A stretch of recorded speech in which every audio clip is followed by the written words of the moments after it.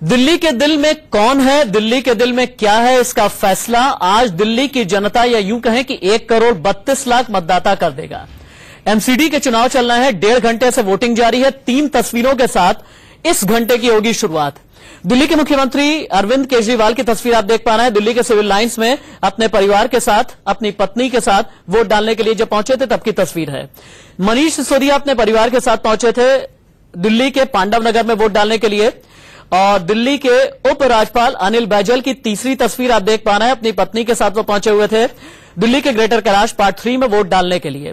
लेकिन एमसीडी चुनाव पर पूरे हिंदुस्तान की आज की तारीख में नजर, तस्वीर आप देख पा रहे हैं, अपनी पत्नी के साथ वो पहुंचे हुए थे दिल्ली के ग्रेटर कैलाश पार्ट 3 में वोट डालने के लिए। लेकिन एमसीडी चुनाव पर पूरे हिंदुस्तान की आज की तारीख में नजर टिकी हुई है। सबसे पहले आप तस्वीर देखिए दिल्ली के मुख्यमंत्री अरविंद केजरीवाल की। वो अरविंद केजरीवाल जो ये कह रहे हैं कि बीजेपी डेंगू और चिकनगुनिया वाली पार्टी है। पिछले 10 सालों में चूंकि निगम में बीजेपी काबिज रही और इस वजह से पूरी दिल्ली गंदी हो गई है और पूरी दिल्ली में डेंगू और चिकनगुनिया फैल गया। लेकिन आज वोट डालने के बाद दिल्ली के मुख्यमंत्री ने क्या कहा, सबसे पहले वो सुनिए, उसके बाद आगे बढ़ेंगे। मैं दिल्ली के लोगों से अपील करूंगा कि सब लोग भारी से भारी संख्या में वोट डालने आए और गंदगी के खिलाफ और डेंगू मुक्त, चिकनगुनिया मुक्त दिल्ली के लिए वोट डालें। अनिल जी, रेफरेंडम में कहा जा रहा है कि आपकी सरकार के खिलाफ 2 साल का ये रेफरेंडम होगा। चलो अब देख लेंगे 1-2 दिन बाद क्या होगा।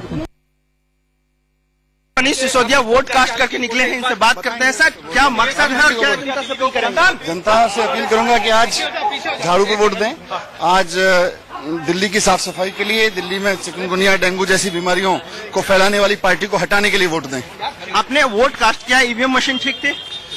ईवीएम मशीन अगर ऐसे देख के पता चल जाता तो बात ही कुछ नहीं थी ना। ईवीएम मशीन का पता चलता है आपको तब जब आप उसको प्रोग्रामिंग देखेंगे, जब आप उसका टेक्निकल टेस्टिंग करेंगे, ये इससे पता नहीं चलेगा। लेकिन जिस प्रकार से रेफरेंडम की बात होती है तो आम आदमी पार्टी 272 में कितनी सीटें ला रही है? आम आदमी पार्टी 200 से ज्यादा सीटें लेके आएगी। लेकिन जिस प्रकार से योगेंद्र यादव ने भी लेटर लिखा और बीजेपी ने एफआईआर दर्ज कराई है आपके मुखिया के खिलाफ कि आपने डेंगू चिकनगुनिया कहकर जनता को धमकी दी है। मैंने जनता को जागरूक बनाने के लिए कहा है और मैं आज फिर से कहूंगा दिल्ली वालों से कि आज का दिन है।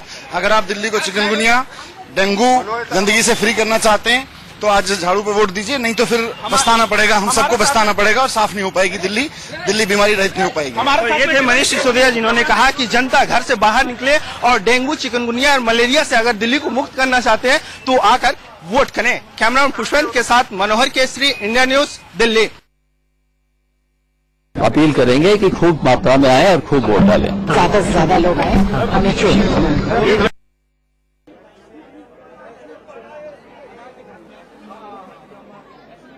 इस समय मस्जिद मोड़ सेंट जोसेफ स्कूल के पास है और एलजी साहब अपनी पत्नी के साथ यहाँ पे पहुंच चुके हैं। पहला वोट एलजी साहब खुद यहाँ अपने परिवार के साथ डालेंगे और कोशिश करेंगे कि इसके नगर निगम के चुनाव की आगाज वो करें। लेकिन जब वो लौटेंगे तो सब सवाल करेंगे कि आखिर उनका मुद्दा क्या खास रहेगा और किन मुद्दे के तहत वो वोट अपने कॉस्ट करके आए हैं। लेकिन तमाम जो सवाल हो रहे हैं ये कि अब क्या कूड़े पर सियासत फिर से देखने को मिलेगी या नहीं, या जो तमाम एम्प्लॉयों की सैलरी है वो जो लोगों को मिलने में देने में असुविधा हो रही थी क्या वो मिलेगी, या चौथा वित्त आयोग लागू किया जाएगा नहीं। एलजी साहब तमाम रिव्यू भी कर रहे हैं, लेकिन ये तमाम सवालों का जवाब अब एलजी साहब से हम लेंगे। कोशिश करेंगे जाने की आखिर किन किन मुद्दे पर वो अपना वोट कॉस्ट कर और तमाम जनता को संदेश देना चाहते हैं।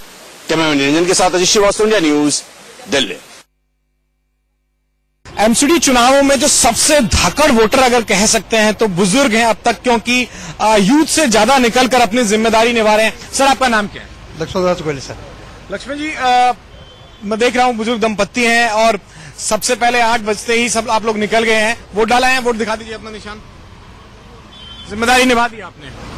निभाएंगे, कैसे करेंगे? देश का काम है तो करते हुए हमारा अधिकार मांगते हैं तो there should be duty also. सह परिवार आए हैं? नहीं, बेटा बहुत थोड़ी देर में आएंगे जी, वो में आएंगे जरूर। जिम्मेदारी मिलती है जो वोटर को, उसको निभा रहे हैं सुबह। इसलिए मैं आया हूँ, वरना मैं वोट डालने के पोजीशन में था भी नहीं। लेकिन क्योंकि सोचता हूँ वोट अभी जब तक जिंदा हूँ डालता रहूँ, अच्छा है। जब तक जिंदा है वोट डालते रहें, ये एक अच्छा मैसेज हो सकता है जो टीवी देख रहे हैं लोग, क्योंकि जो सीनियर लोग हैं सबसे पहले सुबह सुबह जाके वोट डाल रहे हैं और बाकी लोगों को भी हम इंडिया न्यूज के माध्यम से एक ड्यूटी भी हो जाती है वोट डालने की, चाहे पार्टी से मतलब नहीं होता, लेकिन एक ड्यूटी है कि वोट डालना चाहिए। ग्रेटर कैलाश से विधायक सौरभ भारद्वाज हमारे साथ मौजूद हैं। सौरभ भाई, जिस हिसाब से चुनावी बिगुल बच चुका, अब तो वोटिंग शुरू हो चुकी है। एलजी साहब ने पहला वोट यहाँ पे डाल दिया, जिस सेंटर पे आप खड़े हुए हैं, क्या लग रहा है कि जनता आपको किन मुद्दों पे पसंद करेगी, किन मुद्दों पर ईवीएम का मशीन पे बटन दबाएगी आपकी अपनी पार्टी के लिए? देखिए, ये एमसीडी के चुनाव हैं।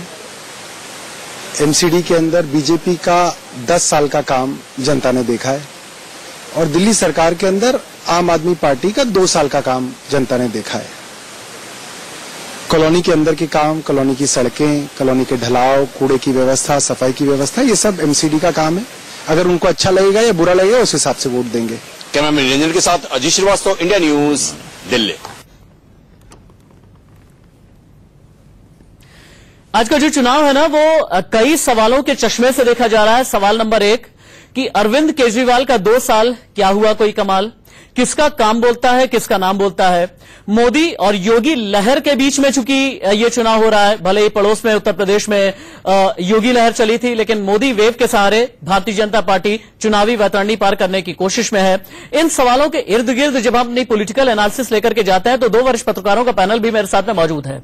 रीइंट्रोड्यूस करता हूं, अंकुश श्रीवास्तव और प्रदीप सिंह मेरे साथ में मौजूद है। प्रदीप जी, मेरा सवाल आपसे होगा, दिल्ली के उप मुख्यमंत्री मनीष सिसोदिया को अभी आप सुन रहे थे और हम सभी मिलकर के हंस भी रहे थे जब वो एक सवाल का जवाब दे रहे थे। उन्होंने कहा कि ईवीएम को लेकर के जो कोई फैसला होगा कि ईवीएम ठीक है या गलत है, ये तो पता चलेगा जब नतीजे आ जाएंगे तब।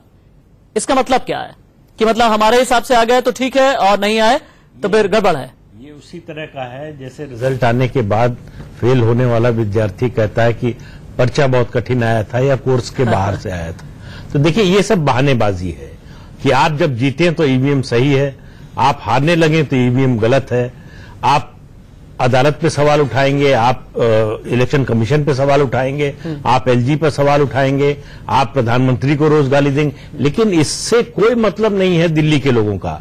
उन्होंने आपको 70 में 67 सीटें दी थी कि उनकी जो रोजमर्रा की जिंदगी है उसमें बदलाव आए। आप आए थे इस वायदे के साथ कि हम राजनीति की दिशा बदलेंगे। आपके उसी वायदे पर भरोसा करके लोगों ने बीजेपी कांग्रेस दोनों को रिजेक्ट कर दिया, बहुत बुरी तरह रिजेक्ट कर दिया। और आपने 2 साल में क्या किया? क्यों लोग इतना नाराज हो गए कि जिस पार्टी को 2 साल पहले 70 में 67 सीटें मिली थी, वो एक बाई इलेक्शन में उसकी जमानत जब्त हो जाती है। तो ये लोगों के मन में क्या है या सरकार की परफॉर्मेंस को लेकर लोग क्या सोचते हैं, ये उन्होंने बता दिया है उस बाई इलेक्शन में। ये जरूरी नहीं है कि नगर निगम के चुनाव का नतीजा उसी के मुताबिक ही आए, लेकिन वो एक इंडिकेशन निश्चित रूप से है। वो उसमें कोई इफ एंड बट नहीं है, वो एक हार्ड रियलिटी है, एक जो है चुनाव का नतीजा आया है। तो लोगों में सरकार को लेकर नाराजगी है, इसमें कोई दो राय नहीं है। लेकिन क्या वो नाराजगी 10 साल जो नगर निगम चलाया भाजपा ने, जितना भ्रष्टाचार हुआ, जिस निकम्मेपन से काम किया, उस पर भारी पड़ेगी या नहीं, ये चुनाव का नतीजे से पता चलेगा। क्योंकि देखिए, 10 साल जिस तरह से नगर निगम चला है, उसके बाद बीजेपी को सामान्य रूप से नहीं जीतना चाहिए था। लेकिन अभी जो माहौल दिख रहा है वो वैसा दिख नहीं रहा है कि बीजेपी को उसका खामियाजा भुगतना पड़ रहा है या बुरी तरह से हारने जा रही है। अंकुश श्रीवास्तव जी, एमसीडी को लेकर के बीजेपी की जो स्ट्रेटजी है उसमें एक कंट्रास्ट नजर आता है। कंट्रास्ट ये जिसका आधा जिक्र जिसका प्रदीप सिंह जी अभी कर रहे थे कि 10 साल से चूंकि निगम में बीजेपी काबिज रही और उसके ऊपर भ्रष्टाचार के एक के बाद एक आरोप लगते रहे। हालांकि जो सिटिंग पार्षद थे उन सभी के टिकट जो है वो काट दिए गए। लेकिन वहीं दूसरी तरफ क्या हुआ कि एक स्ट्रेटजी के लिहाज से बीजेपी बढ़ती गई। उस स्ट्रेटजी में क्या हुआ कि पूर्वांचल के ही मनोज तिवारी को प्रदेश अध्यक्ष बना दिया गया। कई जो है भोजपुरी स्टार उतर पड़े सीधे तौर पर और पूर्वांचल के जो वोटर्स हैं उन्हें लुभाने की भी पूरी तरह से कोशिश की गई। क्या ये पूरबिया वोटर्स गेम चेंजर साबित होंगे बीजेपी के लिए? देखिए, बीजेपी ने जब ये अरविंद केजरीवाल जिस चुनाव में 67 सीट ला करके जीते थे तो 6 महीने तक तो बीजेपी को भी सांप सूंघ गया था। लेकिन तब फिर स्ट्रेटेजिकली जिस तेजी के साथ में मनोज तिवारी लाए गए तो तय है कि जो दिल्ली की अब डेमोग्राफी जिस तरीके से बदली है पिछले 15-20 सालों में, उस बदलाव में आज बहुत बड़ा प्रभुत्व हो गया है उत्तर प्रदेश, बिहार और उड़ीसा के वोटरों का, खासतौर से उत्तर प्रदेश और बिहार के वोटरों का। और ये पूरी दिल्ली में छितरा गए हैं और पूरी दिल्ली में इनका एक प्रभुत्व है। दिल्ली को एक नया कैरेक्टर मिला है। ऐसे में इन लोगों की वजह से ये जो रणनीति अपनाई गई मनोज तिवारी को लाने की, और मनोज तिवारी लाए नहीं गए, मनोज तिवारी ने परफॉर्म करने के अपने तरीके से। मनोज तिवारी के साथ जो खासियत थी, गायक बहुत अच्छे हैं, अभिनेता बहुत अच्छे हैं, उनकी स्टार वैल्यू है और लोग उनसे मिलना चाहते थे। तो उन्होंने जो काम करके, जिस तरीके से आपने भ्रम कराया था पूरा और अपना वोट बैंक एक निषेध साबित किया था, उस पर बहुत तेजी से मनोज तिवारी ने अपनी पैठ बनाई। और वो तो आप वाले तो जाते थे, मनोज तिवारी रहने लगे उनके साथ में, मनोज तिवारी उनके साथ खाने लगे, मनोज तिवारी उनके साथ गाना गाने लगे।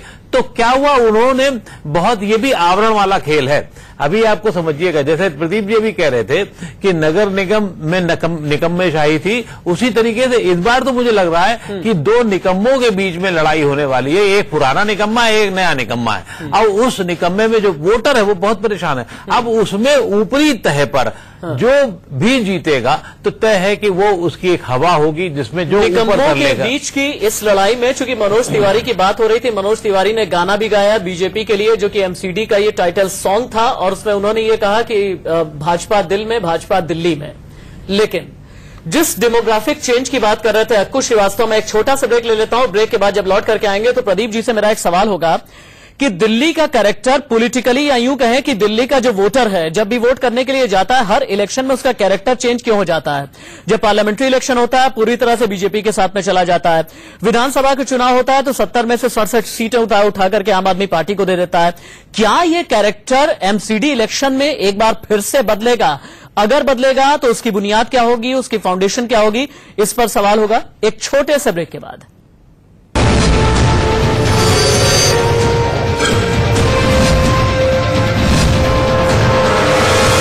दिल्ली के असल मिजाज को अगर कभी आपको समझना हो तो पुरानी दिल्ली चले जाइए, और पुरानी दिल्ली में भी अगर आप चांदनी चौक चले गए, बली महारान की तंग गलियों में चले गए, तो आपको समझ में आएगा कि एक वोटर के दिमाग में और दिल में क्या चल रहा है। चांदनी चौक से ही सांसद है डॉक्टर हर्षवर्धन, केंद्रीय मंत्री भी हैं। आज की तारीख में विज्ञान और तकनीकी मंत्रालय उनके पास में है। उनसे बात की है मेरे सहयोगी विनोद लांबा ने, देखिए। हर्षवर्धन हमारे साथ हैं। सर, ये चुनाव जो है सिर्फ एमसीडी के लिए नहीं है, जिस तरह से आप लोगों ने प्रचार किया है, पूरी ताकत झोंकी है, बहुत कुछ दांव पर लगा है आप लोगों ने भी। कुछ दांव पर नहीं लगा भाई, हमें तो किसके साथ कंपटीशन है यही नजर नहीं आ रहा है। अभी आप चुनाव का जब नतीजा आएगा 2-3 दिन के बाद देखोगे कि जो है ये चुनाव तो एक तरफा हो रहा है दिल्ली में। मत का अधिकार आपने इस्तेमाल कर लिया, एक बार साइन दिखा दीजिए। और परिवार के साथ आए हैं, ये माता जी को भी साथ लेके आए हैं, पूरी फैमिली साथ। वो तो जो कुछ है आपके सामने है, दिखाई दे रहा है आपको, जिम्मेदारी है। और सब मुद्दों की अगर बात करें तो चुनाव बहुत चला था, लेकिन बीच में कुछ नेगेटिव बातें भी आई। ओवरऑल लग रहा है कि बीजेपी ने जो इस सोच के साथ प्रचार सब शुरू किया था, एंड तक पहुंचा। भारतीय जनता पार्टी जो है इस चुनावों को स्वीप करेगी, आप देखिएगा। स्वीप का जो एक्चुअल मतलब होता है ना, वही स्वीप आपको इलेक्शन के रिजल्ट में दिखाई देगा। चलिए, हमसे बातचीत करने के लिए शुक्रिया। आप भी साथ आए हैं और पूरा फैमिली इस तरह से है। एक जो रिस्पॉन्सिबिलिटी है, डॉक्टर साहब से ही एक संस्कार आते हैं कि भाई ठीक है, सब लोग साथ चलते हैं, फैमिली वोट डालते हैं। या हम हर साल ऐसे ही करते हैं। माता जी की तबीयत खराब थी, उसके बाद भी साथ लेके आए। हाँ जी, हम हर बार जब भी वोटिंग होती है, जब भी वोटिंग करते हैं साथ ही आते हैं। जब भी वोटिंग करते हैं साथ करते हैं। तो पूरा परिवार आप देख सकते हैं, उनकी माता जी साथ हैं, डॉक्टर हर्षवर्धन नजर आ रहे होंगे, उनके साथ उनकी धर्मपत्नी, उनकी बेटी है। तो पूरा परिवार वोट डालने आया है। कृष्णा नगर में ईस्ट में आता है कृष्ण ई वार्ड है, और पूरी जिम्मेदारी निभाते हुए विद फैमिली डॉक्टर हर्षवर्धन केंद्रीय मंत्री वोट डालने यहां पहुंचे हैं। कैमरामैन गुलशन के साथ विनोद लांबा, इंडिया न्यूज, दिल्ली। प्रदेश बीजेपी अध्यक्ष मनोज तिवारी की पूरी टीम ने बड़ी मेहनत की है, कड़ी मेहनत की है, और बड़ी बात यह है कि मनोज तिवारी की स्ट्रैटेजी में डॉक्टर हर्षवर्धन ने भी केंद्रीय भूमिका निभाई है। डॉक्टर हर्षवर्धन हो गए, विजय गोयल हो गए, प्रकाश जावड़ेकर हो गए, स्मृति ईरानी, इन सभी ने कड़ी मेहनत की है एमसीडी इलेक्शन के लिए। हम ये समझेंगे कि मनोज तिवारी की स्ट्रैटेजी को लेकर के हमारे पॉलिटिकल एनालिस्ट का क्या सोचना है, वरिष्ठ पत्रकारों का पैनल क्या कहता है। एक छोटे से ब्रेक के लिए रुक रहे हैं, कहीं मत जाइएगा। एमसीडी चुनाव में 272 में से 270 सीटों के लिए मतदान जारी है। 2 सीटों पर उम्मीदवारों के निधन की वजह से चुनाव रद्द कर दिए गए हैं, और आज सुबह दिल्ली के मुख्यमंत्री अरविंद केजरीवाल, उप मुख्यमंत्री मनीष सिसोदिया और एलजी अनिल बैजल मतदान करने के लिए पहुंचे, और तब की तस्वीरें हम आपको दिखा रहे हैं। दिल्ली के मुख्यमंत्री अरविंद केजरीवाल अपने परिवार के साथ दिल्ली के सिविल लाइंस इलाके में मतदान करने के लिए पहुंचे। दिल्ली के उप मुख्यमंत्री मनीष सिसोदिया आपको तस्वीरों में बीच में नजर आ रहे हैं, और दिल्ली के उपराज्यपाल अनिल बैजल अपने परिवार के साथ पहुंचे। ग्रेटर कैलाश पार्ट 3 में मतदान करने के लिए। केजरीवाल और माकन के सामने ये साख की लड़ाई है और एमसीडी चुनाव पर इंडिया न्यूज की सबसे बड़ी कवरेज जारी है दिन भर लगातार। आप देख सकते हैं आज दिल्ली के मुख्यमंत्री अरविंद केजरीवाल ने अपना वोट डाल दिया। आप देख सकते हैं कि परिवार के साथ आए थे और ये आप उनके माताजी और पिताजी को देख सकते हैं। वहीं दूसरी तरफ अगर आप देखेंगे तो मुख्यमंत्री आगे मौजूद हैं और 9 बजे का वक्त था, 9 बजे वोट डालने यहाँ पहुंचे। उसके बाद में अपने परिवार के साथ चेहरा आप देख सकते हैं। अरविंद केजरीवाल आज गुस्से में नहीं थे, जिस तरीके से शुरू में ईवीएम को लेकर सवाल उठाए थे और कुछ देर रुके और परिवार के साथ पहुंचे थे वोट डालने के लिए। माता पिता साथ में थे और वोट डालकर निकल गए। अपने बच्चे को, अपनी पत्नी को भी साथ में लेकर आए थे। कैमरा पर्सन शिबली के साथ पुलकित नागर, इंडिया न्यूज दिल्ली। मैं दिल्ली के लोगों से अपील करूंगा कि सब लोग भारी से भारी संख्या में वोट डालने आए और गंदगी के खिलाफ और डेंगू मुक्त, चिकनगुनिया मुक्त दिल्ली के लिए वोट डालें। अरविंद जी, रेफरेंडम में कहा जा रहा है कि आपकी सरकार के खिलाफ 2 साल का ये रेफरेंडम होगा। चलो अब देख लेंगे 1-2 दिन बाद क्या होगा। मनीष सिसोदिया वोट कास्ट करके निकले हैं, इनसे बात करते हैं। सर, क्या मकसद है और क्या जनता से अपील करेंगे? जनता से अपील करूंगा कि आज झाड़ू पे वोट दें।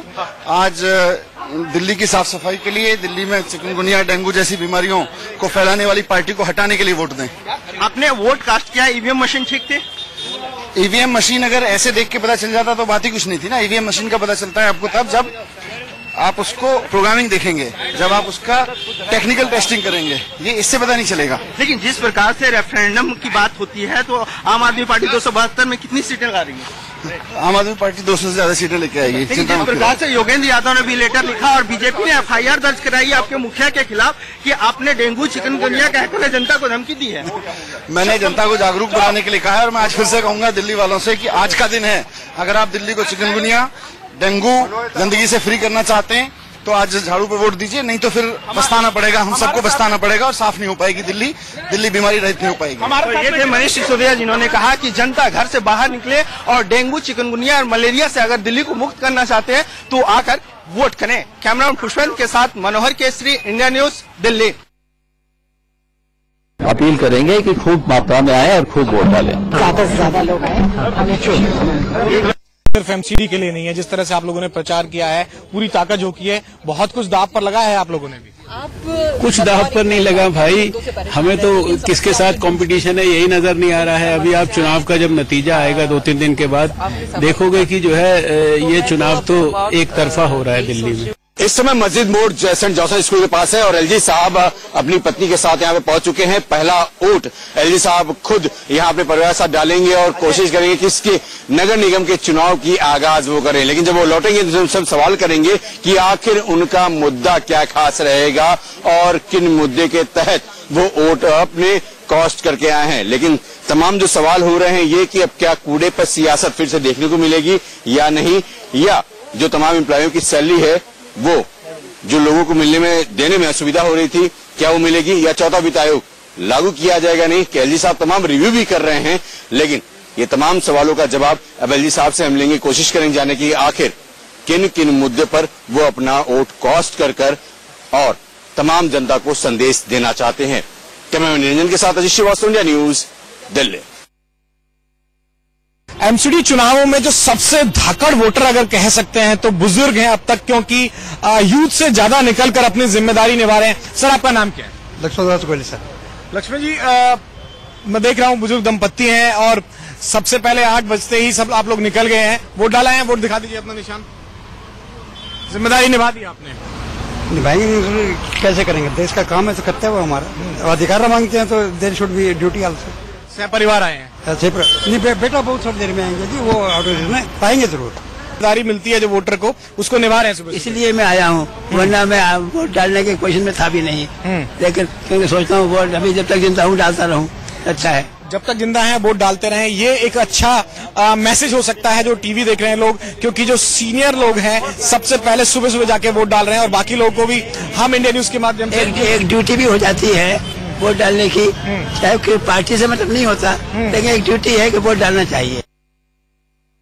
दिल्ली में एमसीडी चुनावों के लिए पोलिंग स्टार्ट हो चुकी है और 8 बजे के बाद से ही लोग लगातार अंदर पोलिंग बूथ में जाने शुरू हो गए और हम समय जिस पोलिंग बूथ के सामने खड़े हुए हैं ये एक मॉडल पोलिंग बूथ भी है। जी हाँ, मॉडल पोलिंग बूथ इसलिए क्योंकि यहां से आगे हालांकि हमें नहीं जाने दिया जाएगा, लेकिन इस मॉडल पोलिंग बूथ की खास बात यह है कि यहाँ पर क्योंकि गर्मी बहुत ज्यादा है, ऐसे में खासतौर पर जो वोट डालकर आ रहे हैं उनके लिए लंबी क्यू है, उसके लिए सोफा और दूसरी व्यवस्था जो है पंखे और पीने का पानी, साफ पानी वो भी लगाया गया है। क्या आप लोग अपील करेंगे? पहला वोट हर बार डालता हूँ, पिछले 45 वर्षों से यही बूथ बनता है। आज भी जनता से कि अपने मत का उपयोग जरूर करें, किसी के लिए करें, बट अपने मत का उपयोग दिल्ली में धाकर वोटर बनने के लिए जरूर करें। दिल्ली को सब बढ़िया बनाने के लिए तो वोट तो डालना ही है ना जी, ये तो हमारा अधिकार है। ज्यादा से ज्यादा जो है वो पोलिंग स्टेशन पे पहुंचे। हम इंडिया न्यूज की टीम लगातार ये लोगों से आग्रह कर रही है कि अपना वोट जरूर डालें। कैमरा पर्सन संजीत के साथ सुमित चौधरी, इंडिया न्यूज, दिल्ली।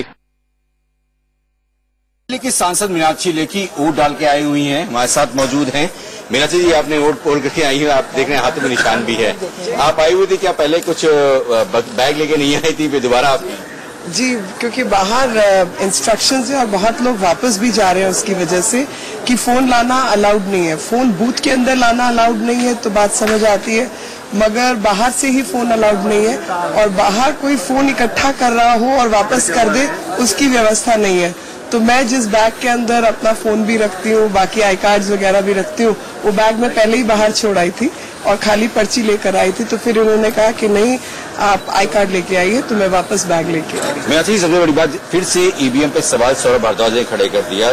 केजरीवाल के जो कि विधायक हैं, पूर्व मंत्री भी रहे हैं और आपकी अपनी लोकसभा क्षेत्र में भी आते हैं। उन्होंने कहा कि ईवीएम मशीन फिर इस बार ला दिया गया, जनरेशन 1 कर दिया, 15 साल पुरानी मशीन ला दी गई, सवाल फिर खड़े कर रहे हैं वो। देखिए, मेरे को लगता है कि खासतौर पे मुख्यमंत्री खुद इंजीनियरिंग बैकग्राउंड के व्यक्ति हैं। स्टैटिस्टिक्स को पढ़ना समझना उनके हाथ में होना चाहिए, अगर ढंग से पढ़ाई की है तो। और या धोखे की राजनीति कर रहे हैं, मुझे नहीं मालूम। विजेंद्र गुप्ता जी, बीजेपी विधायक, इस वक्त हमारे साथ मौजूद हैं, जो कि अपना वोट कास्ट कर आए हैं। साथ में उनकी वाइफ भी है। मैम, वोट डालकर आए हैं, एक बार सर दिखा दीजिए। सर, आपने देखा है विजेंद्र गुप्ता जी वोट डालकर आ गए अपनी वाइफ के साथ। सर, कितने आश्वस्त है कि हाँ आपकी पार्टी को वोट मिलेंगे? पूरी तरह आश्वस्त है, क्योंकि ये लोकतंत्र है, ये कोई भी चुनाव लोकतंत्र का उत्सव होता है।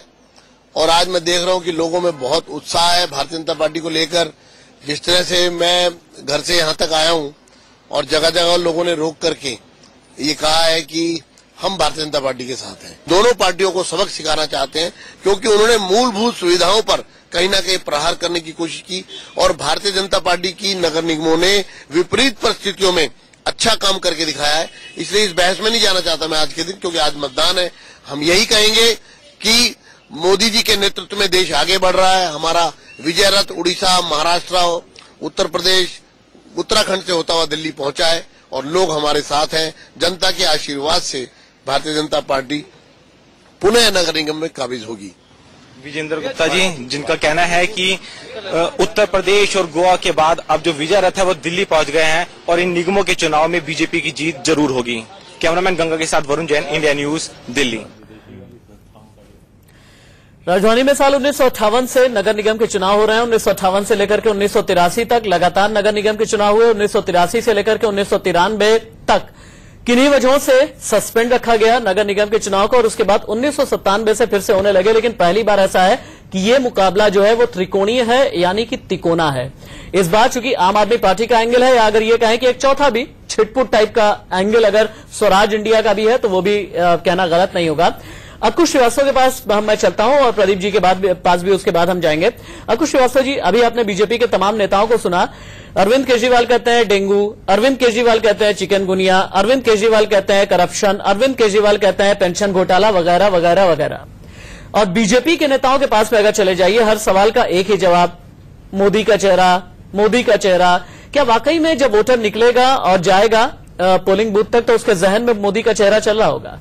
देखिए, ये बात तो सही है। मुझे तो लगता है कि इस समय अरविंद केजरीवाल ने जो कुछ भी किया, लेकिन उनकी जो तथाकथित 56 इंच की जो जबान थी, हाँ। उसने सब कबाड़ा कर दिया। जो अभी मनोज तिवारी जिस तरीके से बात करते हैं 56 इंच की जबान, और उससे दिल्ली का मतदाता, क्योंकि दिल्ली का मतदाता अपेक्षाकृत पढ़ा लिखा, अपेक्षाकृत जागरूक, अपेक्षाकृत सोचने समझने वाला है, हाँ। तो उसको ये बातें बहुत खलती हैं जब आप उसको बद्दुआ देते हैं, उसको ये बातें खलती हैं जब आप सीधे प्रधानमंत्री को टारगेट करते हैं, हाँ। उसको ये बुरा लगता है कि आप अपने मतलब के अलावा चीजों पर काम नहीं करते हैं काम, तो वो उसको उस तरीके से लेता है। और इसी तरीके से जो विपक्ष की पास में है, तो विपक्ष के पास में, मतलब बीजेपी के पास में, तो बीजेपी के पास में इस समय एक उसकी हवा है, एक उनकी रणनीति है, मनोज तिवारी का चेहरा है, और बहुत सारी चीजें ऐसी होती हैं जब लेसर इविल की तरफ जब आपको बढ़ना होता है, तो लोगों को वो ज्यादा अच्छे नजर आते हैं। वही दिल्ली को जिसने 2 साल पहले, 2.5 साल पहले इतना बड़ा बहुमत दिया, लेकिन आज वो चेहरा धूमिल इसलिए हो रहा है क्योंकि आपने निगेटिव राजनीति की, और इससे उसको बहुत नुकसान होने की आशंका नजर आ रही है। आपको भी लगता है प्रदीप जी कि अरविंद केजरीवाल की जो नेगेटिव पॉलिटिक्स है उससे नुकसान होगा आम आदमी पार्टी को? नहीं, नुकसान हो चुका है, होगा नहीं। आप देखिए कि पिछले लगभग साल भर में खासतौर से जिस तरह से उनकी पॉपुलैरिटी गिरी है, जिस तरह से उनको लग रहा था कि दिल्ली से बाहर भी वो एक बड़ी राजनीतिक ताकत बन सकते हैं, उसको जो सेटबैक लगा है, उस सब को देखिए तो उनकी छवि जो 2015 में या 2013 में थी, आज वो नहीं रह गई है। उनकी पार्टी की लोकप्रियता उस तरह की नहीं रह गई है। पार्टी में झगड़े पहले से ज्यादा हो गए हैं। पार्टी की सरकार पर आरोप लगातार लग रहे हैं, और जो इस वायदे के साथ आए थे कि एक नई तरह की राजनीति करेंगे, जिनके इस वायदे पर, आश्वासन पर भरोसा करके दिल्ली के लोगों ने 70 में 67 सीटें दी और बीजेपी और कांग्रेस को रिजेक्ट कर दिया, सत्ता में आने के बाद आप उन्हीं से अपनी तुलना करने लगे। तो पहली गिरावट का संकेत तो यही है कि जिनको आपने रिजेक्ट करवाया मतदाता से, उन्हीं से अपनी तुलना करने लगे। तो उनकी तुलना में भी जब आप नीचे जाने लगे, तो मतदाता को लगा कि ये जो कह रहे थे उस पर भरोसा करने वाली बात नहीं है। और दूसरी बात, सबसे बड़ी बात, कि आप कुछ भी बोलिए या न बोलिए, काम अगर आपका बोलेगा तब मतदाता प्रभावित होता है। वो बातों से बहुत लंबे समय तक प्रभावित नहीं होता है। चुनाव के समय नई पार्टी हो, नया नेता हो, तो बातों में उस समय उनकी बात का प्रभाव होता है। लेकिन एक बार जब आपको सत्ता मिल गई, काम करने का मौका मिल गया, उस समय अगर आप परफॉर्म नहीं कर पाते हैं और उसके लिए बहाने ढूंढते हैं, उसके लिए दूसरों पर आरोप लगाते हैं, तो उसका फिर इतना बड़ा नेगेटिव असर होता है। देखिए, जब उम्मीद बहुत ज्यादा होती है तो निराशा भी उतनी ही आऊंगा। आपको बीच में मुझे रोकना पड़ रहा है, क्योंकि प्रदेश कांग्रेस अध्यक्ष अजय माकन की तस्वीरें अभी आप देख पा रहे हैं। अजय माकन कुछ कह रहा है, एक बार सुन लेते हैं उन्हें। Just I am coming back, my daughter अभी आ रहे हैं, रुक जाओ, एक मिनट साइड दे दीजिए, 1 मिनट, केबल निकाल। दिल्ली कांग्रेस अध्यक्ष अजय माकन को भी आप देख रहे थे और सुन रहे थे। हालांकि अजय माकन का ये कहना था कि अभी थोड़ी देर के बाद, थोड़ा सा मुझे वक्त दीजिए, उसके बाद मैं बोलूंगा। हालांकि अजय माकन को लेकर के कांग्रेस के अंदर खाने बहुत ज्यादा नाराजगी रही, चाहे वो ए.के. वालिया रहे हो, चाहे अरविंदर सिंह लवली रहे हो, चाहे बरखा शुक्ला सिंह रहे हो, इन सभी में बहुत नाराजगी थी अजय माकन को लेकर के। और कहा यह जा रहा है कि इसका नुकसान भी हो सकता है कांग्रेस को हो जाए। लेकिन दिल्ली की जनता का क्या कहना है, दिल्ली के वोटर का क्या कहना है, यह जानना है मेरे सहयोगी प्रफुल्ल श्रीवास्तव। दिल्ली नगर निगम चुनाव के लिए मतदान शुरू हो चुका है। लोग मतदान केंद्रों पे पहुंच रहे हैं। कुछ लोग हमारे साथ मौजूद हैं जो कि यहाँ मतदान करके बाहर निकले हैं। हम इनसे जानते हैं कि जब ये मतदान करने गए तो इनके लिए मुद्दे क्या थे। जब आप मतदान करने अंदर पहुंचे तो आपके जहन में कौन से मुद्दे थे जिनको ध्यान में रख के आपने मतदान किया? दिल्ली के अंदर देखो जी, एक तो सबसे बड़ी जो परेशानी है, बहुत गंदगी हो गई दिल्ली। जो कुछ सालों पहले बहुत साफ सुथरी दिखती थी, आज कूड़े के ढेर में तब्दील हो गई है। पानी की समस्या घर घर पहुंच गई है, पानी नहीं मिलता लोगों को, और बहुत सारी प्रॉब्लम है जो आने वाले समय में, जैसे गर्मी कोई संजीवनी ढूंढ रहा है, कोई पॉलिटिकल रिवाइवल का लॉन्च पैड ढूंढ रहा है, तो किसी का यह कहना है कि भाजपा दिल में, भाजपा दिल्ली में। लेकिन वोटर के दिल और दिमाग में क्या चल रहा है, ये तो पता चलेगा 3 दिन के बाद। लेकिन अभी का लाइव अपडेट, लाइव तस्वीरें, लगातार मेगा कवरेज एमसीडी इलेक्शंस की आप इंडिया न्यूज पर देख रहे हैं। एक छोटे से ब्रेक के बाद लौटते हैं।